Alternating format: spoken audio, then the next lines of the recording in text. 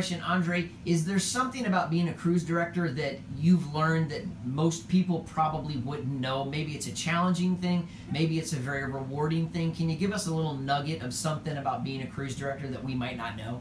I guess when everyone thinks of a cruise director, they think of the party person. They think of the person who's out there doing the game shows, dancing at the parties, doing the trivias and the Mr. Sexy Legs competitions, and that's all true. That all happens. But behind the scenes, I've got 14 managers under me, and I've got 200 staff under me, and I'm also the HR guy for my department as well. So there's a lot of paperwork, there's a lot of time spent answering emails, writing reports, doing all that paperwork and balancing finances and all of that good stuff. So it's an awful lot of back office stuff as well. So it's not all about playing games. As much as that's the fun bit, you've still got to do all of the paperwork. Paperwork never ends wherever you go. I believe it. One last question, I just thought of it. If the viewers that might want to try to become a cruise director one day, where do you start, or how would you go to a company and say, like, what's the beginning step to become a cruise director? I think if you're a young kid and you want to be a cruise director, get into things like, you know, regional theater, do some kind of, you know, like the after school clubs in theater, get used to talking in front of a crowd,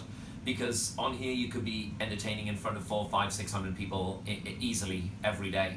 But you do a show too, right? You do, yeah. You do shows. You're up there on the theaters. The theater holds 1,000 people on here, so you're performing in front of 1,000 people all the time, regularly. So you've got to be comfortable with talking in front of people. So the more they can do like that, like kind of theater-based stuff where they're performing, is great. But as they're a bit older, come on as a cruise staff, like one of the activities on the social hosts, and then they get a chance to do the kind of working from the ground up. And then we have a great training program on here. So you do all the activities first, then you start going to assistant cruise director where the paperwork starts to build in. We kind of ease you in gently, so by the time you get to cruise director, you're used to all of that stuff and you can just run with it and have fun. Awesome. Andre, thank you so much for taking the time to do an interview. Tune in next week, another episode, Life Below Deck. Thanks, guys. See you later. I feel bad for bike cops. You know, there are places in North Carolina where if you're a bike cop, you can't carry a gun.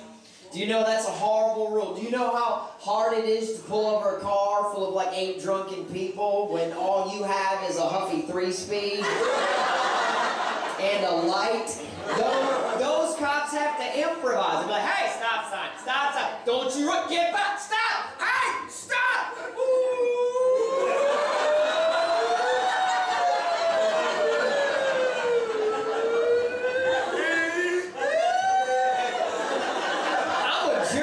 I'm normally one of the people in the back of the car. I'm like, dude, there is a bike cop behind us. Quick, find a hill.